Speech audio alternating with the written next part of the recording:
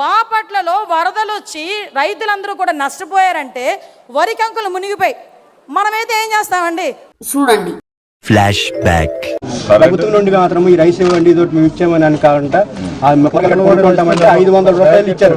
Secretary 500 రూపాయలు ఇచ్చారు. మరి గ్రామానికి అంటే నిరాశ్రయాలైన 30 ఇళ్ళకి మొత్తం కేలేదు. అవునా? గ్రామం మొత్తం కేలేదు. కుటుంబానికి 500 కదా మీరు చెప్పేది? గ్రామం మొత్తం 500 రూపాయలు. 500 కుటుంబం కామకుండా గ్రామం మొత్తానికి 500. మరి 500 రూపాయలు కూరగాయలకి ఇచ్చారు సార్ కలిపి. నేను ఈరోజు ఛాలెంజ్ చేసి అడుగుతున్నా, అటువంటి నాయకుడు ఎవరైనా ఉన్నారా అనే ఆలోచన, దిక్కుమాలిన ఆలోచన చేయగలిగిన వ్యక్తి ఈ ప్రపంచంలో ఎవడైనా ఉన్నాడంటే ఒక చంద్రబాబు తప్ప మూడోవాడు ఎవడు ఉండడు.